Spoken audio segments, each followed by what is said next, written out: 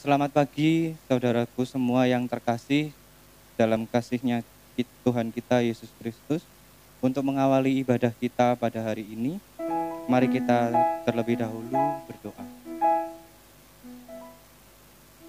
Tuhan Yesus, Allah Bapa kami yang kami sembah, di dalam nama Tuhan kami Yesus Kristus, pada kesempatan pagi hari ini kami boleh mengucapkan syukur, banyak terima kasih kepadamu atas segala kesehatan yang diberikan bagi setiap kami, atas setiap nafas yang masih ada dalam setiap hidup kami. Itu semua Tuhan karena kasih dan kemurahan-Mu. Biarlah hidup kami Tuhan, kami boleh persembahkan kepadamu. Biarlah ibadah kami pada hari ini boleh berkenan kepadamu Tuhan. Karena Engkau Allah yang kudus, maka jadikanlah kami juga kudus Tuhan. Supaya ya Tuhan, Engkau boleh hadir dalam setiap kehidupan kami.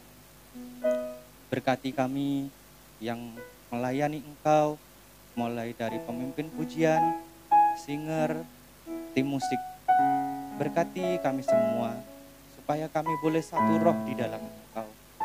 Supaya kami Tuhan, boleh senantiasa melayani Engkau dengan segenap hati kami, dengan segenap pikiran kami, dan dengan segenap kekuatan kami. Terima kasih Tuhan Yesus. Berkatilah ibadah kami pada hari ini, mulai dari awal, pertengahan, sampai pada akhirnya. Biarlah kasih dan karunia-Mu boleh ada dalam setiap kehidupan. Terima kasih Tuhan Yesus. Kami mau memulai ibadah hari ini Tuhan, hanya di dalam tangan-Mu. Tuhan Yesus Kristus, Allah Juru Selamat kami, mempelai pria surgawi. Haleluya. Amin.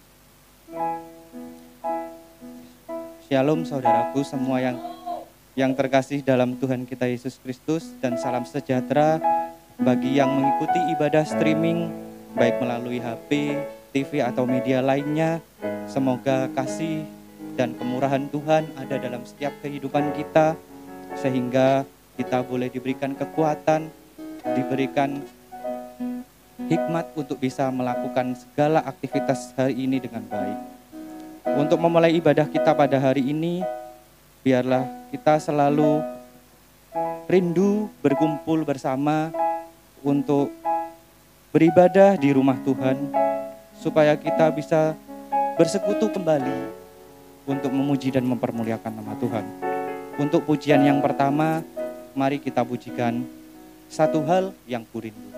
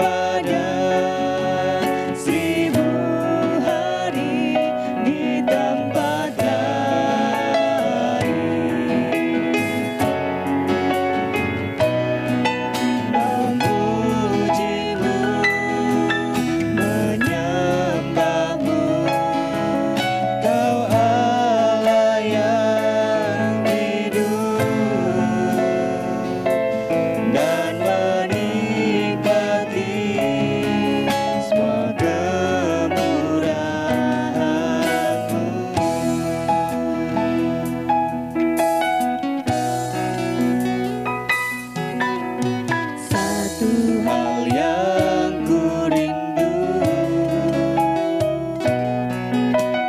berdiam di dalam rumah-Mu. Satu hal yang ku pinta, menikmati bait-Mu Tuhan, lebih baik satu hari di pelataran-Mu daripada 1000 hari di tempat lain.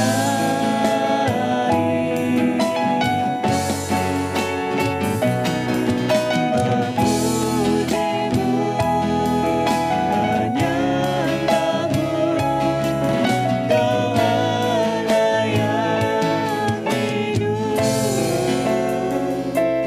dan menikmati semua kemurahan-Mu. Lebih baik satu hari di pelataran-Mu daripada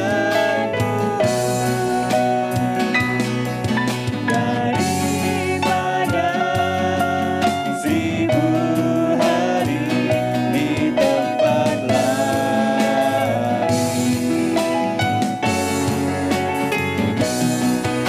Memuji-Mu, menyembah-Mu, Kau Allah yang hidup, dan menikmati semua kemurahan-Mu.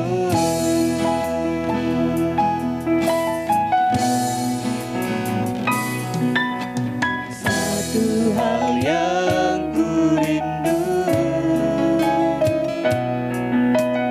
berdiam di dalam rumah-Mu. Satu hal yang ku pinta,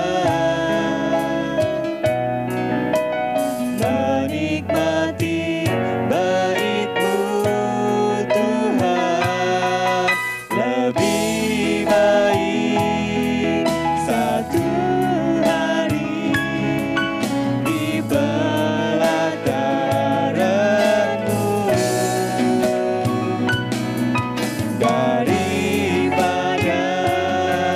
1000 hari di tempat lain.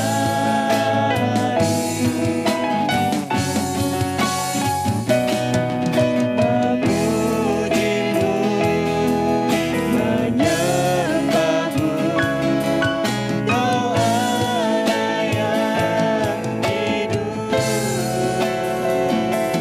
dan menikmati semua kemurahan-Mu. Lebih baik satu hari di pelataran-Mu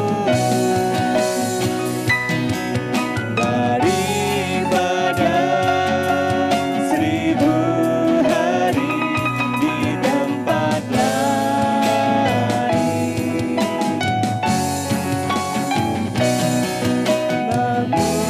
Memuji-Mu, menyembah-Mu, Kau Allah yang hidup, dan menikmati semua kemurahan-Mu, dan menikmati semua kemurahan-Mu.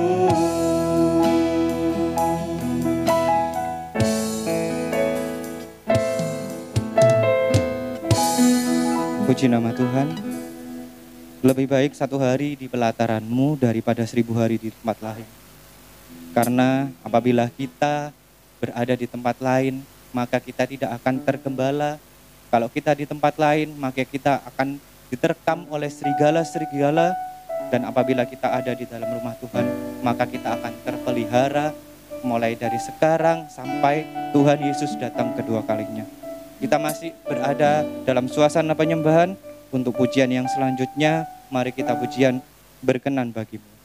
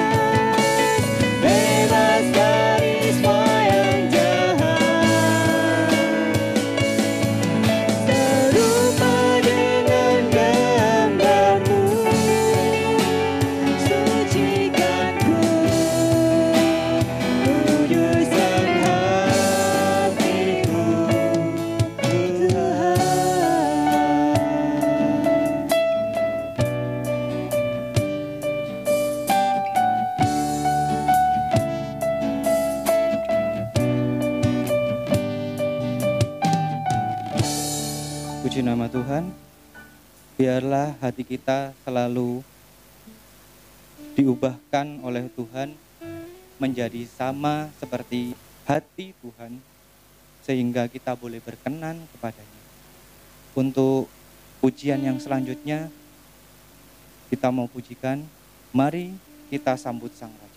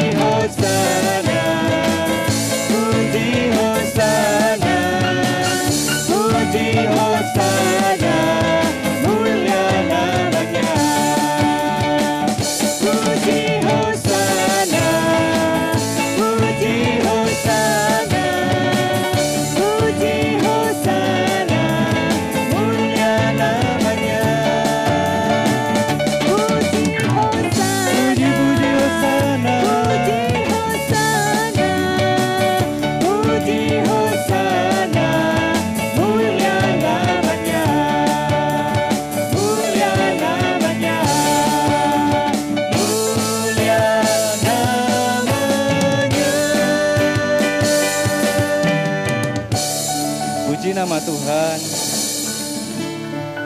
Sebentar lagi kita akan mendengarkan sabda dan firman Tuhan. Mari kita persiapkan hati dan pikiran kita untuk boleh diisi oleh benih firman Tuhan di dalam setiap kehidupan kita, untuk mengubahkan setiap kita supaya menjadi berkenan kepada Tuhan.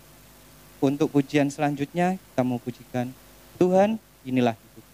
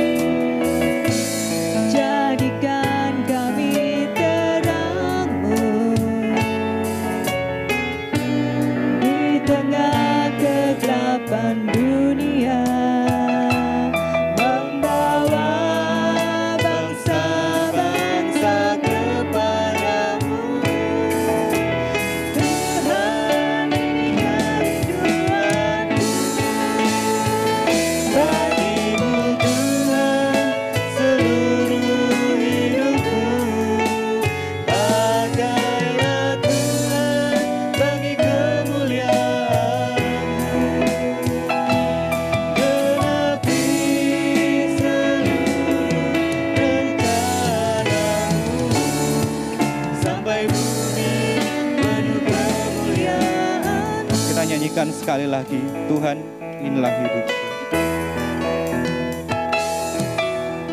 Tuhan inilah hidupku, ku serahkan padamu segala cita-citaku, masa depanku menjadi milikmu. Jadikan kami terang-Mu di tengah kegelapan dunia, membawa bangsa-bangsa kepadamu. Tuhan, ini kerinduanku, bagimu Tuhan, seluruh hidupku.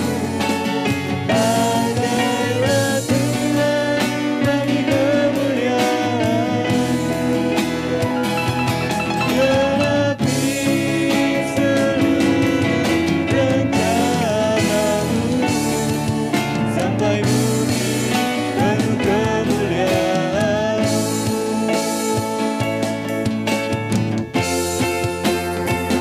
Bagimu Tuhan seluruh hidupku, pakailah Tuhan bagi kemuliaan-Mu, genapi seluruh rencana-Mu, sampai bumi penuh kemuliaan-Mu. Genapi seluruh rencana-Mu, sampai bumi penuh kemuliaan-Mu, sampai bumi penuh kemuliaan-Mu.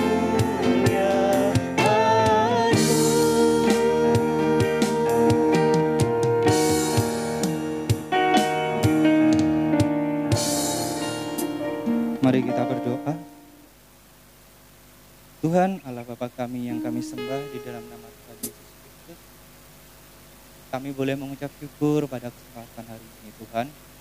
Kalau kami sudah memuji dan mempermuliakan nama-Mu, kami yakin dan percaya, biarlah pujian kami boleh berkenan kepadamu Tuhan, boleh berbau harum di hadapan-Mu Tuhan. Karena inilah hidup kami, inilah kehidupan kami ya Tuhan, di dalam dunia yang fana ini. Kami tahu Tuhan, segala sesuatu tidak ada yang abadi di dalam dunia. Yang kekal adalah bersama dengan Engkau di dalam kerajaan. Maka itu Tuhan, persiapkan hidup kami untuk bisa menyambut firman-Mu dalam setiap kehidupan kami. Firman-Mu yang mampu mengubahkan setiap kehidupan kami.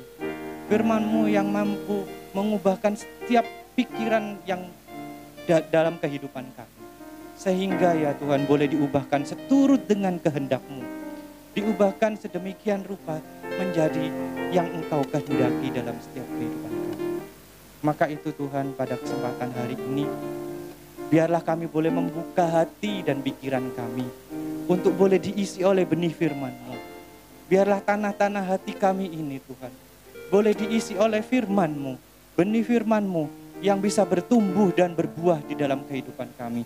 Sehingga kehidupan kami boleh nantinya diubahkan sedemikian rupa menjadi yang Engkau kehendaki dalam setiap kehidupan kami. Terima kasih Tuhan, kami mau menyambut firman-Mu pada hari ini. Biarlah Engkau mau persiapkan kami yang mendengar, baik yang menyampaikan firman-Mu dalam hidup. Terima kasih Tuhan Yesus. Kami mau peralaskan doa kami hanya di dalam tangan-Mu, Tuhan Yesus Kristus, Tuhan Allah Juru Selamat kami. Haleluya. Amin. Untuk acara selanjutnya, saya serahkan kepada Bapak Gembala. Shalom. Selamat pagi Bapak Ibu yang dikasihi oleh Tuhan, terutama bagi sidang jemaat GPT Lumajang, GPT Jatiroto, yang pada hari ini dengan setia mengikuti firman Tuhan dalam ibadah raya tanggal 29 November tahun 2020. Sekalipun firman Tuhan ini disampaikan lewat streaming yang direkam hari ini, hari Sabtu, tetapi firman Tuhan ini akan berkunjung kepada Bapak Ibu Saudara sekalian di dalam ibadah raya hari Minggu tanggal 29 November. Bulan ini saudaraku tersisa hanya sehari lagi dan kemudian kita masuk di dalam bulan Desember. Bulan yang kita kenal, kita akan merayakan hari kelahiran Tuhan kita, Yesus Kristus. Sebelum saya masuk dalam firman Tuhan, sebelum saya lupa, saya ingin menyampaikan terima kasih saya kepada Tuhan yang telah memulihkan kesehatan saya beberapa minggu atau bulan yang lalu, di mana saya dan istri sempat terserang dengan COVID-19 dan saya opname di suatu rumah sakit mitra keluarga Waru selama hampir setengah bulan, sekitar 15-16 hari di sana, dan Tuhan sudah tolong. Demikian juga saya mengucapkan terima kasih kepada gembala saya dan Ibu Pendeta Paulus Budiono, beserta dengan hamba-hamba Tuhan yang lain, bahkan penatua sidang jemaat dari Lemahputro Johor yang telah mendoakan pemulihan kesehatan saya, dan Tuhan sudah menolong ini semua. Juga tidak lupa saya menyampaikan secara khusus kepada Dr. Monita yang telah banyak-banyak membantu dalam proses saya di rumah sakit dan memberikan info-info kepada keluarga. Sebetulnya penderita COVID ini, saudaraku, yang paling berat adalah masalah mental. Oleh karena di tempat tertentu di rumah sakit ini, pemulihan itu sama sekali harus dipisahkan dari orang lain, dari orang-orang yang sehat. Sehingga keluarga pun sendiri tidak bisa menjenguk. Dan ini informasi ini hanya bisa kita ketahui dari para perawat, dari para dokter, yang tentunya tidak bisa disampaikan begitu saja. Tetapi Dr. Monita ini, saudaraku, dia di dalam posisi di rumah sakit ini, dia yang bisa memberikan info-info antara saya dan juga dengan keluarga, sehingga ada suatu ketenangan dan pengertian di dalam hati masing-masing. Dan juga saya menyampaikan terima kasih banyak buat para dokter dan para perawat dari rumah sakit mitra keluarga Waru ini, saudaraku. Oleh karena saya betul-betul melihat bahwa mereka ini bekerja dengan sungguh-sungguh, dengan serius, sangat profesional, dan sangat ramah, sehingga saya lambat laun juga menjadi kerasan di rumah sakit itu. Tetapi bukan kerasan karena sakitnya, tetapi karena saya melihat ada begitu kebaikan yang ada di rumah sakit ini. Dan mereka sangat ramah. Namun yang saya sesalkan, saudaraku, ialah bahwa saya tidak sempat melihat wajah mereka. Tidak sempat. Oleh karena di dalam perawatan ini, saudaraku, wajah mereka tertutup rapat, sehingga saya hanya mendengar suaranya, saya hanya melihat sosoknya, tetapi saya sama sekali tidak mempunyai kenangan atau pengenalan mengenai wajah para dokter dan perawat ini.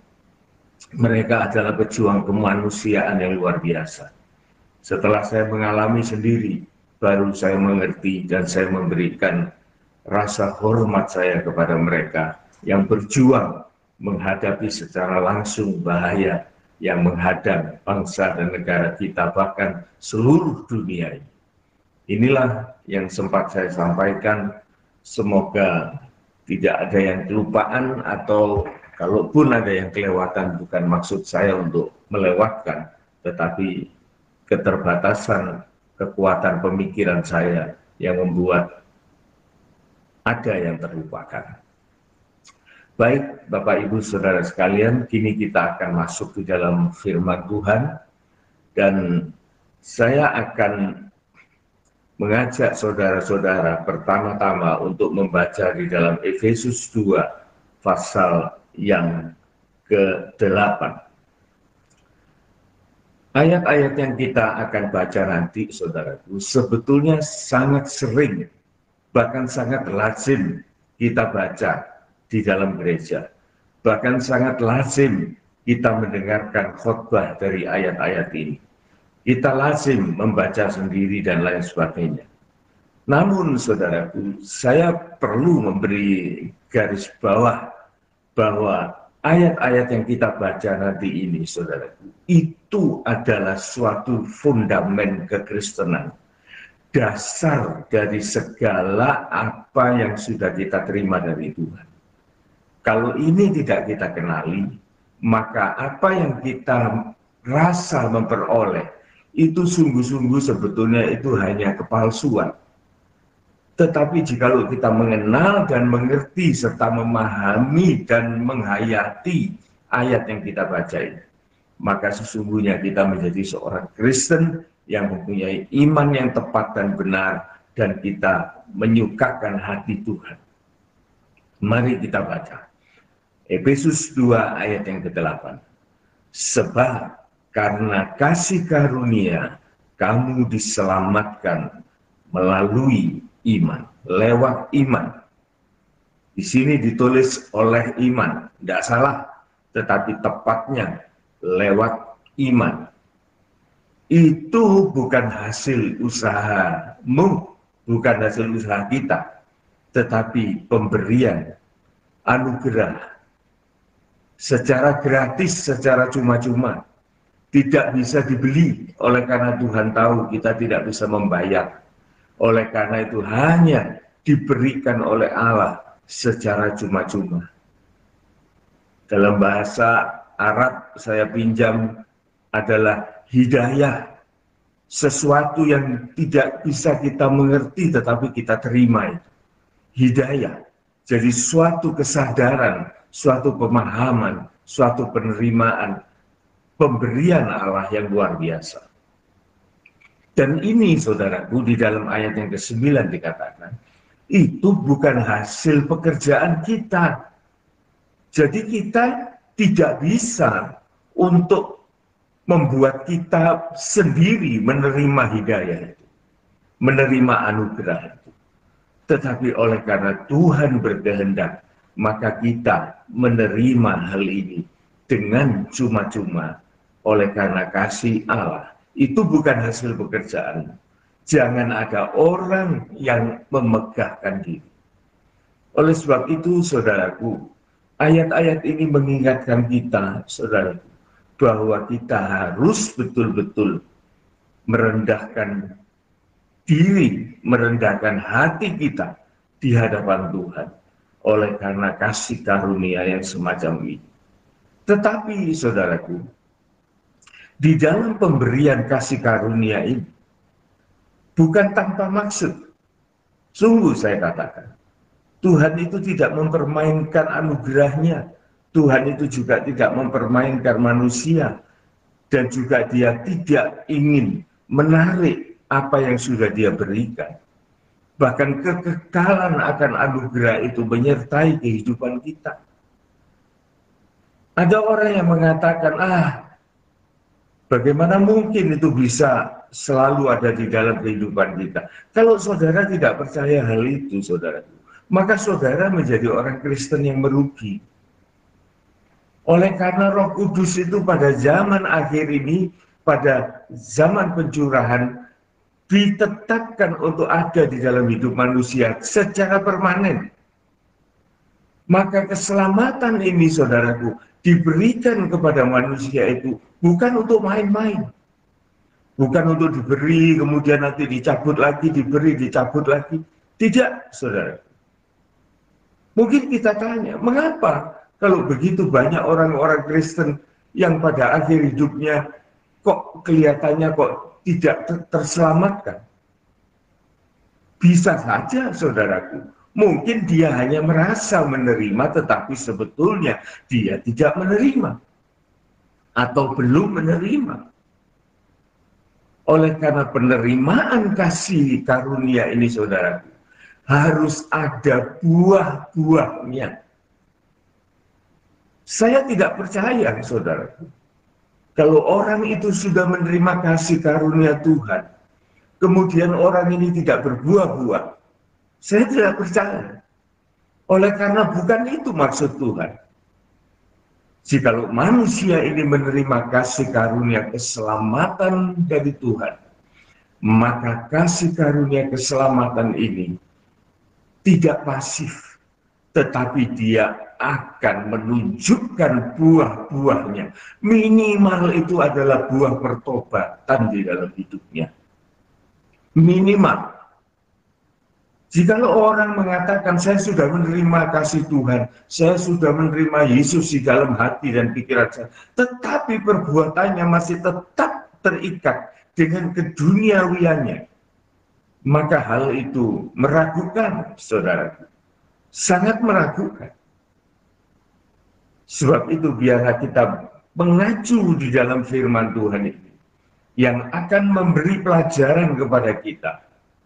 Bukan oleh karena kekuatan, kemampuan, atau Tuhan kepincut dengan ketampanan atau keahlian atau apapun. Tidak, saudara. Tetapi dia hanya memberikan kasih karunia itu kepada kita. Dan kita hanya mau terima. Dan kalau kita terima, maka harus ada buah-buahnya. Nah ini. Oleh karena Allah menghendaki sesuatu dalam kehidupan kita. Kita baca ayat yang ke-10. Karena kita ini buatan Allah. Manusia itu diciptakan, makhluk yang diciptakan oleh Allah. Tetapi sudah jatuh di dalam dosa. Sudah putus hubungan dengan Allah. Manusia sudah tidak berdaya. Tetapi Tuhan Allah dengan kasih-Nya, Dia telah mengutus Yesus untuk menyelesaikan masalah kita yang tidak pernah bisa kita selesaikan sendiri. Ayat ini mengatakan karena kita ini buatan Allah, makhluk yang diciptakan oleh Allah, tetapi yang sudah jatuh di dalam dosa. Diciptakan di dalam Kristus Yesus. Berarti bisa jadi, saudaraku, bahwa Kristus itu menciptakan kita kembali. Dia adalah firman Allah yang punya kuasa penciptaan. Dia pertama kali menciptakan manusia. Manusia itu jatuh di dalam dosa. Di dunia ini. Yesus turun di dalam dunia ini. Dia adalah firman yang menjadi manusia dan dia telah membaharui kehidupan kita. Dia telah menciptakan ulang kita menjadi manusia-manusia yang menjadi manusia-manusia baru yang dilahirkan baru di dalam Kristus Yesus. Diciptakan dalam Kristus Yesus. Untuk apa? Bukan hanya untuk begitu-begitu saja. Tetapi Tuhan mengatakan, untuk melakukan, lah ini buah, saudara. Buah dari keselamatan. Buah dari keselamatan itu adalah perbuatan-perbuatan. Tidak mungkin, saudaraku, orang yang diselamatkan itu kemudian dia pasif. Tidak mungkin, itu bukan rencana Tuhan. Bisa jadi, saudaraku, dia melakukan sesuatu seperti orang percaya. Tetapi sebetulnya, saudaraku, dasarnya salah. Oleh karena dia tidak mempunyai pengertian tentang firman Tuhan ini. Dan dia hanya melakukan itu untuk kesenangan dirinya sendiri, untuk kebanggaan dirinya sendiri, untuk kejayaan sejarah hidupnya sendiri. Sama sekali bukan untuk Tuhan. Nanti kita tahu itu, saudara. Bagaimana keadaan orang semacam itu. Saya ulangi ayat yang ke-10. Karena kita ini buatan Allah. Diciptakan dalam Kristus Yesus. Bukan untuk berdiam diri, tetapi untuk melakukan pekerjaan yang baik, untuk mengamalkan kebaikan-kebaikan. Hanya saja, saudaraku, seperti apa yang saya katakan tadi, jikalau kita di dalam Tuhan, maka kebaikan-kebaikan kita itu bukan dari diri kita sendiri. Ingat itu, saudara. Ingat itu. Tidak ada manusia yang baik. Semua manusia berdosa. Hilang kemuliaan Allah di dalamnya. Dan upah dosa itu adalah maut. Tidak ada yang baik. Tidak ada seorang pun yang mencari Allah. Kata firman Tuhan. Tetapi Allah yang mencari kita melalui Kristus Yesus. Dia mau supaya kita melakukan pekerjaan yang baik. Pekerjaan baik apa, saudaraku? Pekerjaan baik yang dipersiapkan Allah sebelumnya. Jadi Tuhan itu punya, saudaraku, punya planning, punya kerinduan atas manusia ini. Untuk dia bisa melakukan perintah-perintah Tuhan, melakukan kehendak-kehendak Tuhan, melakukan kebajikan-kebajikan Tuhan. Yang Tuhan akan persiapkan itu untuk menjadi milik kita. Dan Tuhan ingin, Ia mau supaya kita ini hidup di dalamnya. Hidup ini adalah bergerak. Supaya kita bergerak atau action di dalam kebaikan-kebaikan Allah. Jadi saudaraku, 3 ayat ini haruslah kita ingat, saudaraku, bahwa Allah itu tidak pernah melakukan sesuatu itu setengah-setengah. Dia tidak pernah, saudaraku, mempermainkan manusia.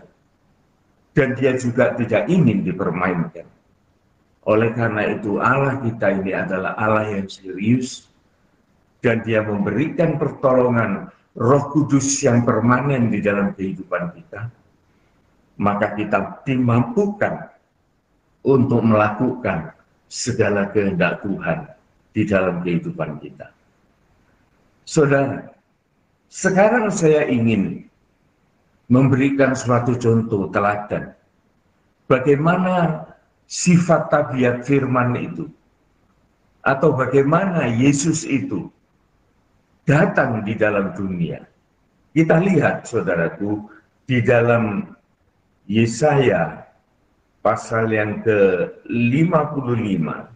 Di sini kita bisa belajar tentang tabiat.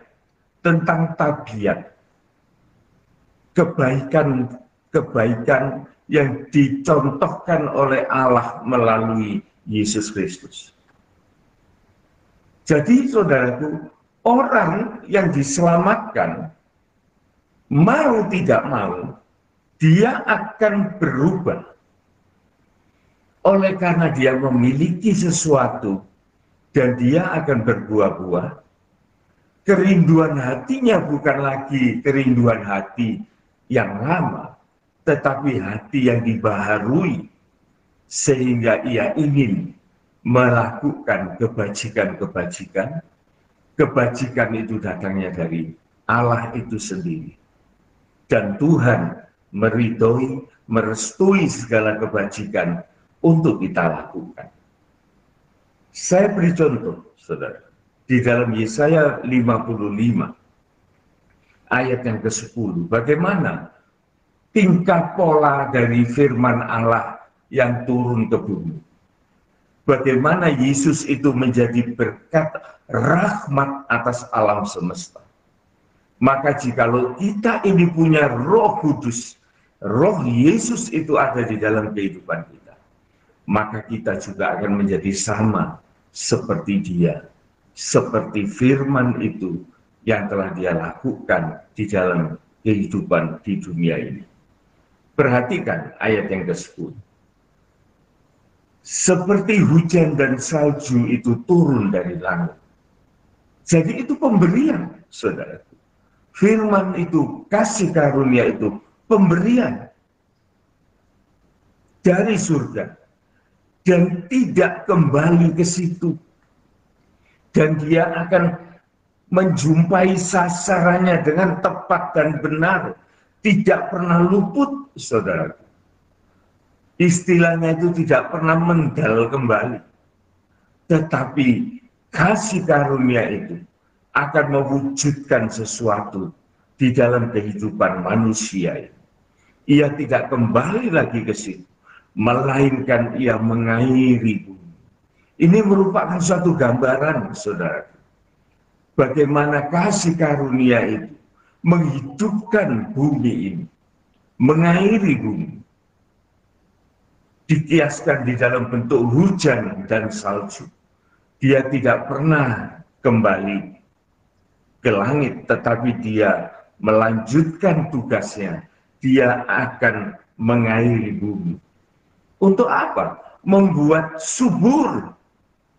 Jadi menyuburkan bumi. Menumbuhkan tumbuh-tumbuhan. Ini tugas, saudara. Ini tugas anak-anak Tuhan juga. Memberikan benih kepada penabur dan roti kepada orang yang mau makan. Waduh, saudaraku, kita ini betul-betul menjadi rahmat bagi alam semesta. Bukan hanya untuk dirinya sendiri, tetapi kita hidup di dunia ini yang telah dipenuhi oleh firman Allah. Maka tabiat kita, pikiran kita, menjadi sama dengan pikiran Allah di dalam Kristus Yesus untuk menjadi berkat bagi alam semesta ini. Ayat 11, demikian firmanku yang keluar dari mulutku. Jikalau firman keluar dari Allah itu ada di dalam kita, maka kita akan merasakan dampaknya.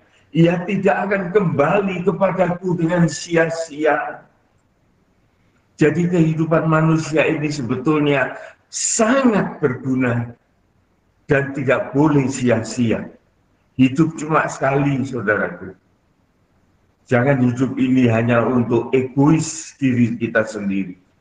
Tetapi baiklah kita mengerti rencana Tuhan untuk melakukan kebaikan, kebajikan yang Tuhan mau atas kehidupan kita. Nanti kita akan tahu, saudaraku. Kebaikan itu apa sih sebetulnya? Kebaikan itu luar biasa, saudaraku. Tetapi di sini kita melihat contoh-contoh dari firman. Ia tidak akan kembali kepadaku dengan sia-sia. Jadi hidup ini harus ada hasilnya. Jangan sampai hidup ini hanya merupakan suatu kehidupan yang kosong, hampa, dan tidak ada gunanya. Tetapi benar-benar suatu kehidupan yang dipakai oleh Tuhan secara utuh dan benar. Saudara, saya lanjutkan. Tetapi ia akan melaksanakan apa yang ku kehendaki. Jadi orang yang telah diselamatkan ini, saudaraku, dia mempunyai suatu kemampuan untuk melaksanakan kehendak Tuhan. Ia akan melaksanakan apa yang ku kehendaki, kata Tuhan. Jadi perjalanan hidup seorang Kristen, saudaraku, dia menjalankan kehendak Tuhan. Dia harus mengerti firman Allah, dan supaya dia tahu bagaimana dia harus menjalankan kehendak Tuhan. Ini, saudaraku, ya. Dan berhasil dalam apa yang kusuruhkan kepadanya. Hebat ya, saudara. Jadi tidak ada istilah kegagalan di dalam kita melaksanakan kehendak Tuhan. Kalau kita kenal, saudaraku, rencana Tuhan di dalam kehidupan kita, bahwa Ia memberikan suatu kesempatan dan kemampuan kepada kita untuk melakukan kebaikan. Tidak usah kebaikan kita, karena kita tidak punya kebaikan. Allah itu yang baik, dan Dia memberikan kebaikannya itu kepada kita, supaya kita mengerjakan kebajikan kebaikan itu, dan kita hidup di dalamnya. Kita aktif di dalamnya, dan kita bisa berbuat semuanya itu, sebagaimana Yesus itu ada di dunia. Firman yang menjadi manusia, Dia menjadi rahmat bagi segala kehidupan, dan Dia memberikan segala kebutuhan manusia. Bahkan Tuhan menjanjikan keberhasilan atas jalan hidupnya. Ini luar biasa, saudara. Saya sekarang ingin mengajak saudara untuk melihat apa sih kebaikan itu, kebajikan itu. Kita tidak boleh, saudaraku, mendefinisikan kebajikan apa itu dengan pemikiran-pemikiran manusiawi. Oleh karena kebajikan manusiawi itu ada ekornya, saudara ya. Tidak tulus itu loh. Oleh karena dia mengharapkan sesuatu dari dirinya sendiri yang sebetulnya tidak punya apa-apa. Jadi itu suatu kesia-siaan di dalam pandangan Tuhan. Jadi Tuhan tidak mau manusia itu mempunyai nasib yang sedemikian. Sehingga Tuhan itu mengajarkan kepada kita, saudaraku, apa sih kebaikan itu? Mari kita lihat, saudaraku, di dalam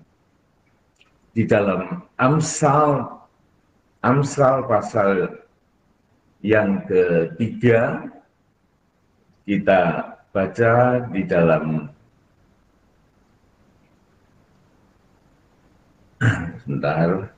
Amsal pasal yang ketiga, kita lihat di dalam ayat yang ke-27. Perikop dari Amsal 3 ayat 27 ini mengatakan anjuran untuk berbuat baik. Ya. Jadi kebaikan ini, saudaraku, dari Tuhan, dan harus kita nyatakan untuk kita memuliakan Tuhan. Ini kebaikan. Ya. Dikatakan begini, saudaraku, janganlah menahan kebaikan daripada orang-orang yang berhak menerimanya. Ya, jangan menahan hak atau kebaikan daripada orang-orang yang berhak menerimanya. Padahal engkau mampu melakukannya. Ayat ini, saudaraku, merupakan suatu ikatan, suatu tanda bahwa jikalau orang itu diberi kemampuan oleh Tuhan, nah ini kembali lagi, bukan kemampuan manusia. Engkau mampu melakukannya oleh karena engkau diberi kemampuan oleh Tuhan, maka engkau bisa melakukan hal-hal ini. Jangan engkau menahan kebaikan dari orang-orang yang punya hak.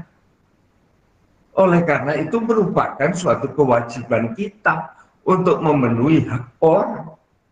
Oleh karena kita juga mempunyai hak atas kehidupan kita.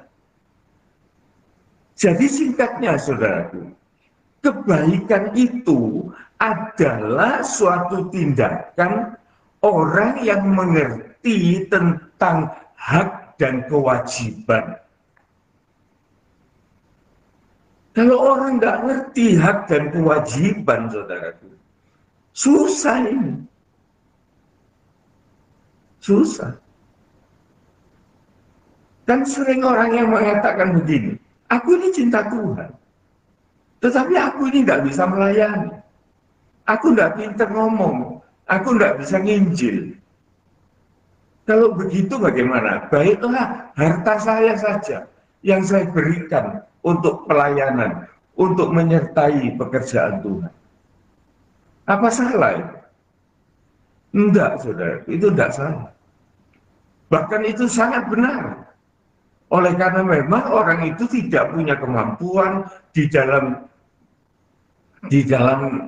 hal-hal tertentu sehingga dia tidak berani untuk melakukan. Tetapi yang bisa dia lakukan ialah dia bekerja dan dia menghasilkan sesuatu dan hasil itu dia persembahkan kepada Tuhan. Oke, itu bagus. Tetapi yang harus diingat, saudaraku, jangan lupa loh ini. Orang-orang di luar Tuhan itu pun juga bisa melakukan hal yang sama. Kemudian kalau demikian halnya, apa bedanya dengan kita? Saya banyak membaca, saudaraku, penjahat-penjahat besar, perampok-perampok ulung, antara lain itu Robin Hood. Dia ini, saudaraku, orang yang kerjanya merampok, menipu, sindikat-sindikat, koruptor-koruptor yang jahat. Orang-orang yang punya pekerjaan-pekerjaan yang melanggar hukum. Tetapi banyak di antara mereka, saudaraku, mempunyai sikap sosial terhadap pekerjaan-pekerjaan yang mulia. Mereka membantu ini, membantu itu, bahkan banyak orang-orang semacam ini membantu pekerjaan Tuhan di dalam hal finansial. Jadi saudaraku, kalau kita hanya puas dengan hal-hal semacam ini, apa bedanya kita dengan orang-orang yang tidak mengenal Tuhan? Nah, kalau begitu kan harus ada kelebihannya kita ini.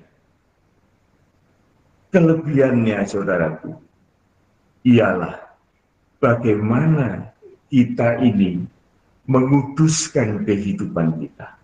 Ini kelebihannya. Jadi kalau kehidupan kita ini dikuduskan, maka segala hasil tangan perbuatan kita adalah hasil dari kekudusan seseorang. Maka hasil yang kita persembahkan kepada Tuhan ini adalah persembahan yang kudus, yang berkenan di hadapan Tuhan. Jadi saudaraku, hak Tuhan itu adalah atas kehidupan kita secara penuh. Oleh karena Tuhan mengatakan, engkau sudah dibeli dengan harga yang mahal. Engkau sudah ditebus bukan dengan emas dan perak, tetapi dengan darah Yesus. Dan firman Tuhan mengatakan, engkau bukan milikmu sendiri. Engkau adalah bait Allah yang kudus dan Roh Kudus ada di dalammu. Engkau bukan milikmu sendiri, tetapi engkau adalah milik Tuhan. Saudaraku. Bagaimana hal ini, saudaraku? Menurut saudara, apa yang bisa kita lakukan? Firman Tuhan menuntun kita, saudaraku, supaya kita jangan menahan kebajikan atau kebaikan dari orang-orang yang berhak menerimanya. Orang-orang yang berhak menerimanya itu pertama-tama adalah Tuhan itu sendiri, yang Dia harus menerima segala buah-buah kebajikan kita. Dan kemudian, saudaraku, bagaimana kita harus bisa menunjukkan kewajiban kita, kebaikan kita kepada keluarga kita. kepada pemerintah kita,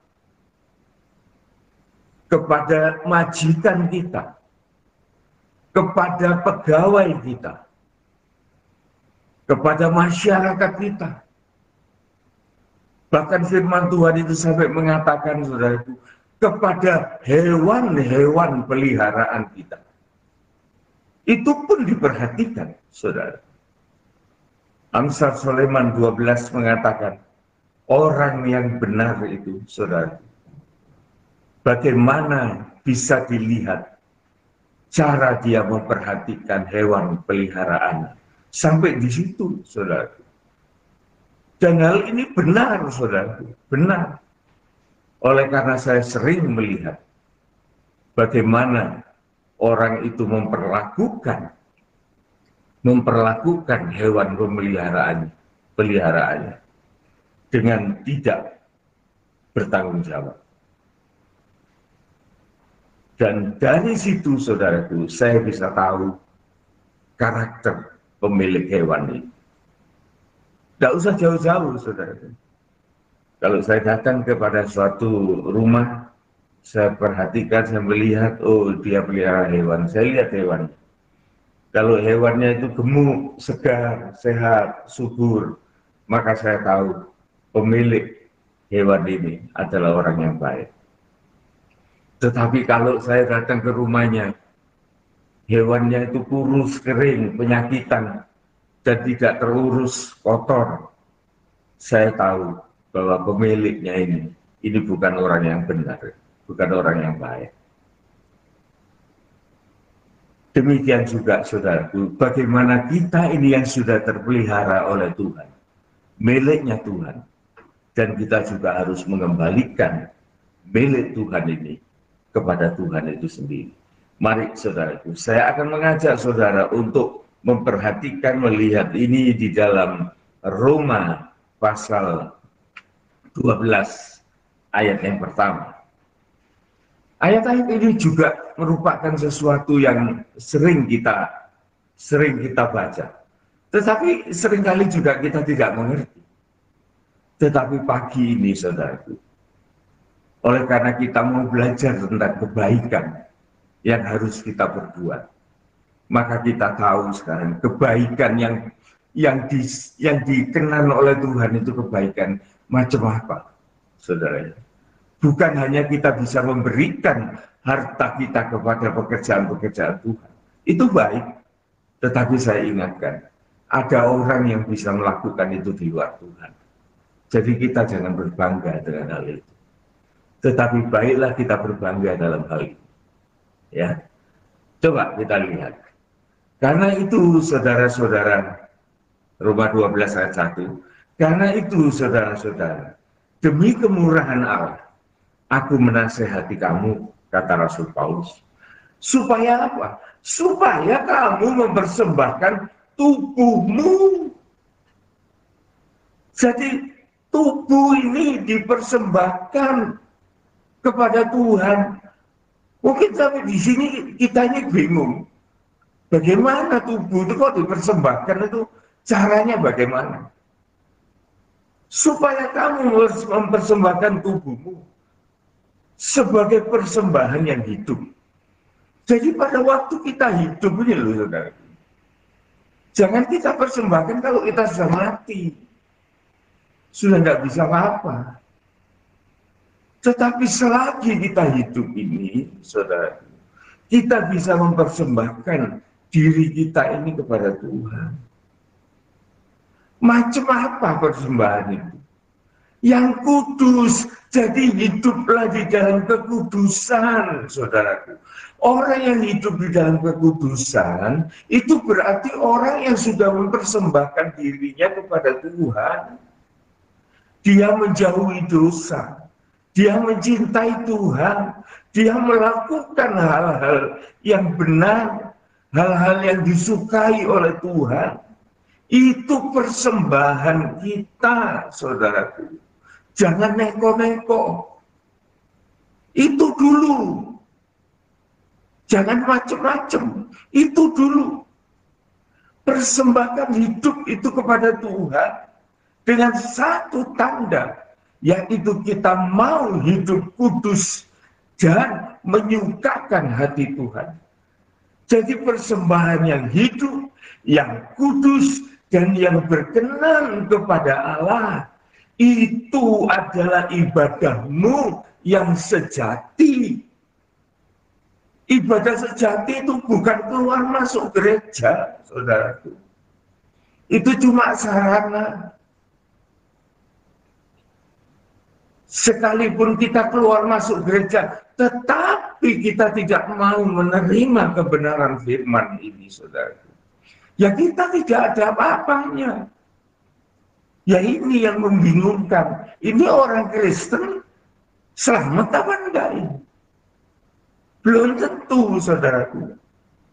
Keluar masuk gereja itu bisa hanya untuk diri sendiri, supaya dianggap, oh orang beribadah. Berbuat baik dari dirinya sendiri, oh ini orang yang berbuat baik. Belum tentu, saudara. Jadi kebaikan yang tertentu oleh Tuhan itu ialah bahwa orang itu mau mempersembahkan diri dalam hidupnya untuk hidup kudus dan berkenan memuliakan Tuhan. Bukan keluar masuk gereja, bukan gentolnya pelayanan, bukan, saudara. Orang yang melayani Tuhan itu beda dengan orang yang melayani pekerjaan Tuhan, beda jauh, saudara. Orang yang melayani Tuhan itu orang yang kayak gini. Orang yang melayani pekerjaan Tuhan itu baik, saudara. Tetapi lebih baik orang yang sebelum melayani pekerjaan Tuhan, dia melayani Tuhan. Wah, itu kalau melayani pekerjaan Tuhan itu hebat. Lah kalau ujuk-ujuk melayani pekerjaan Tuhan, orang luar itu pun lebih bagus, saudara. Kalau mau melayani, lebih profesional, lebih canggih, lebih bagus. Tetapi Tuhan mau, saudara, supaya kita menyerahkan hidup kita ini selagi kita ada di bumi ini. Pertama-tama ialah mempunyai suatu tanda bahwa kita hidup di dalam kekudusan bersama Kristus. Dan kita mau melakukan perbuatan-perbuatan yang melayani sesama, melayani Tuhan dengan anugerah kebajikan, kebaikan yang Tuhan berikan kepada kita. Saudara, saya akan berikan beberapa ayat pendukung di dalam 1 Petrus 1 ayat 15 sampai ke 16. Ayat ini mengatakan, tetapi hendaklah kamu menjadi kudus di dalam seluruh hidupmu, sama seperti Dia yang kudus, yang telah memanggil kamu. Jadi kekudusan ini penting, saudara. Tanpa kekudusan, orang tidak bisa memandang Tuhan. Kalau orang tidak bisa memandang Tuhan, bagaimana dia melakukan apa yang diperintahkan oleh Tuhan? Omong kosong. Tetapi jika orang itu hidup di dalam kekudusan, dia akrab kepada Allah, maka segala-galanya bisa dia lihat dan bisa dia lakukan. Inilah, saudaraku, suatu keuntungan bagi kita apabila kita di dalam hidup sementara di dunia ini, kita diperkenankan untuk melakukan kebaikan-kebaikan yang diperkenan oleh Tuhan. Saudara, sebagai penutup, saya akan berikan contoh di dalam satu cerita, saudara ya, yang bisa kita lihat di dalam Matius 25. Di sini kita bisa melihat, saudaraku, beberapa contoh tentang pelayanan kebaikan, saudara ya. Dan ini akan menghasilkan menghasilkan dampak yang luar biasa di dalam kehidupan kita selanjutnya di alam yang kekal. Ada suatu cerita, saudaraku, supaya kita tidak lupa dari ayat-ayat yang sudah kita baca itu tadi. Saya akan rangkumkan di dalam suatu cerita supaya kita tidak kehilangan konklusinya. Ya, kita baca cerita ini. Cerita ini lazim, saudaraku. Matius 25 ayat 31. Apabila anak manusia datang ke dalam kemuliaannya dan semua malaikat-malaikat bersama dengan dia, maka ia akan bersemayam di atas takhta kemuliaannya. Lalu semua bangsa akan dikumpulkan di hadapannya dan ia akan memisahkan mereka seorang daripada seorang, sama seperti gembala memisahkan domba dari kambing. Beda loh, saudara ya. Domba sama kambing itu suaranya sama. Orang Kristen dan Kristen itu suaranya sama. Sembayangnya sama, nyanyinya sama.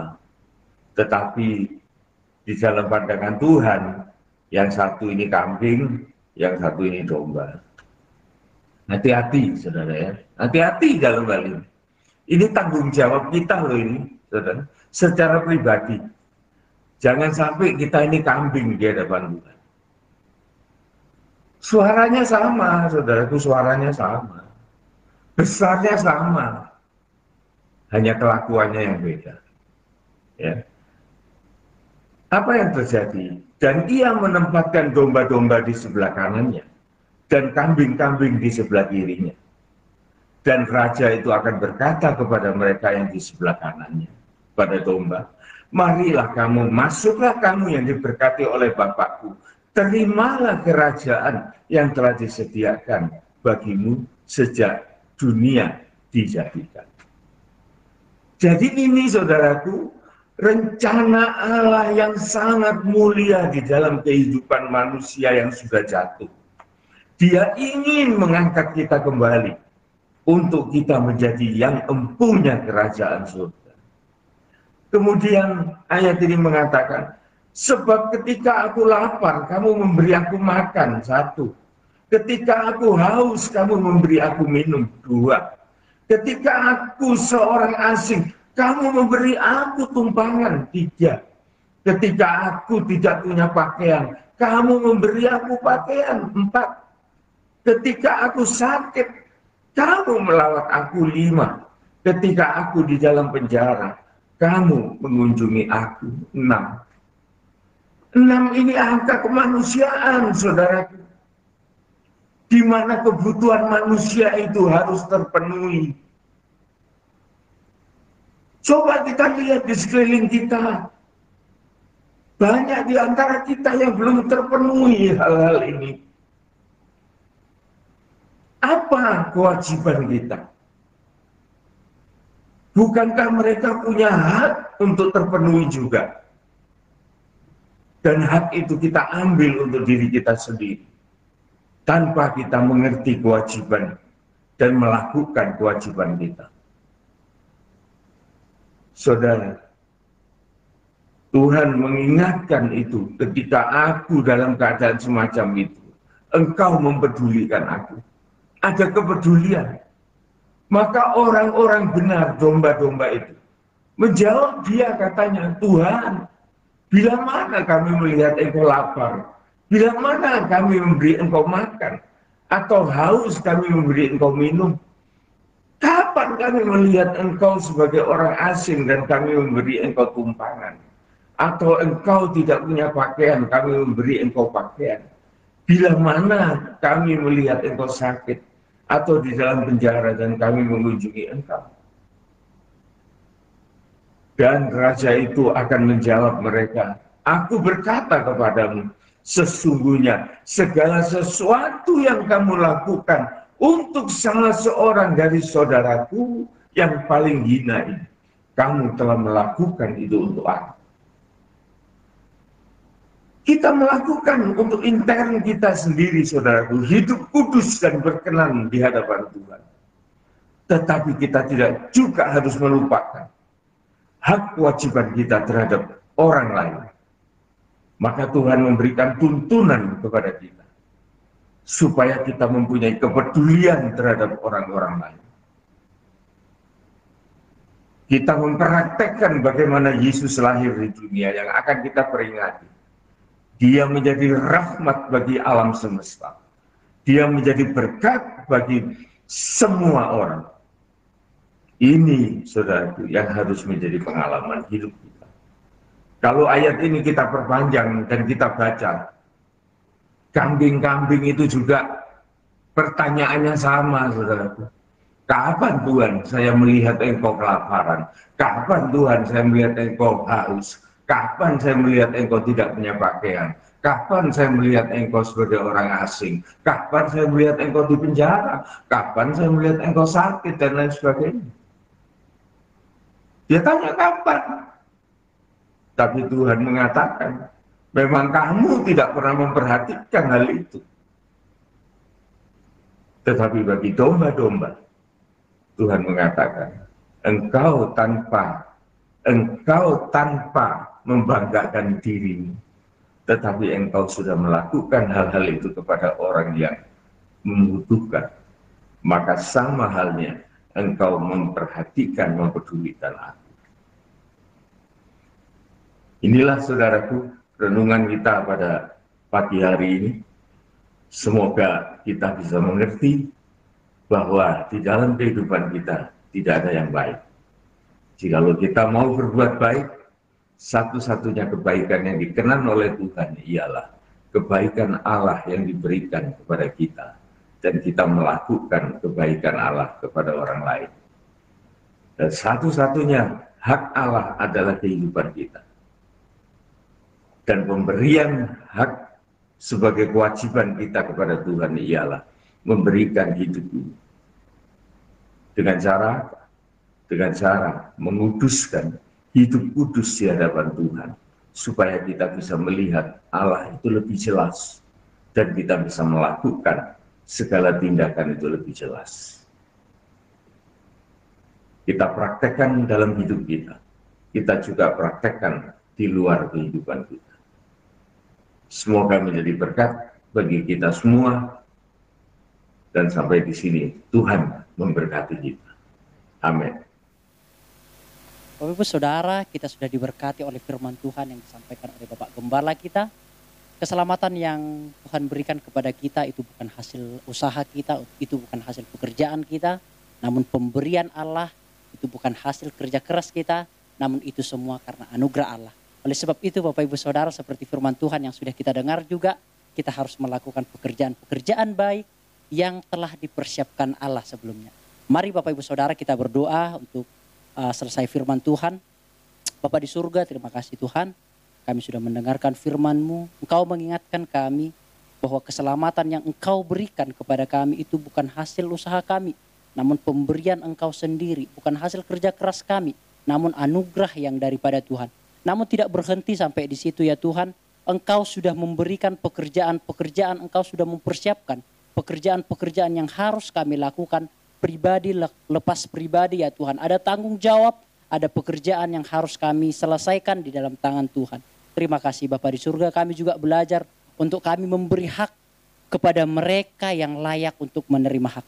Terima kasih Bapa di surga, terima kasih buat firman-Mu, kiranya tertanam dalam hati kami, berakar bertumbuh dan berbuah dan menjadi kesukaan bagi orang lain. Terima kasih Tuhan, terima kasih berkati Bapak Gembala kami yang sudah menyiringkan, membagikan firman-Mu, yang sudah meluangkan waktu, pemikiran dan perasaan. Tuhan tolong, Tuhan berikan kekuatan, Tuhan berikan kesehatan, Tuhan berikan hikmat-Mu, sehingga boleh semakin lagi memberkati kami, sidang jemaat-Mu di tempat ini. Terima kasih Tuhan, dalam nama Yesus, puji Tuhan.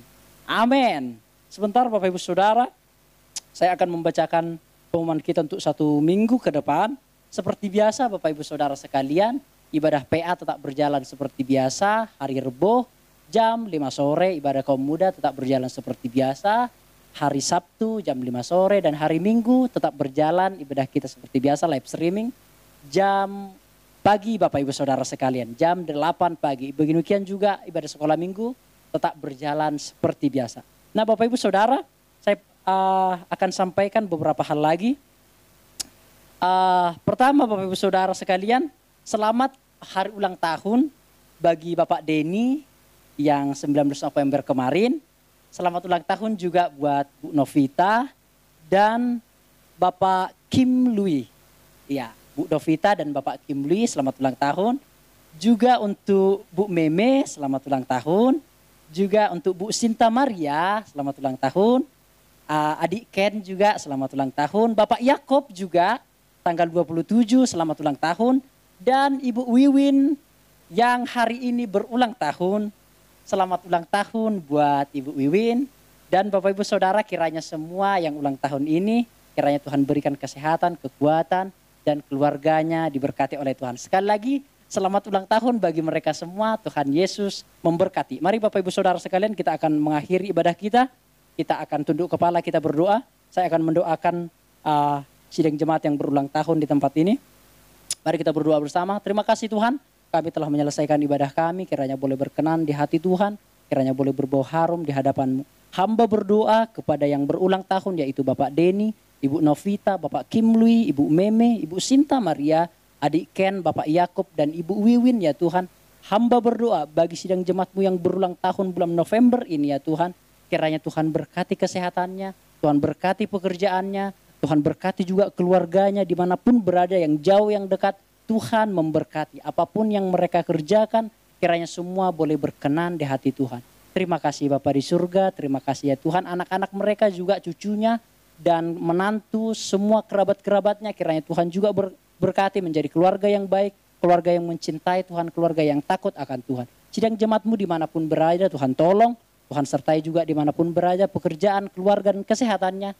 Tuhan juga memberkati. Berdoa khusus kepada Papa Devi yang masih terbaring ya Tuhan, masih lemah fisiknya.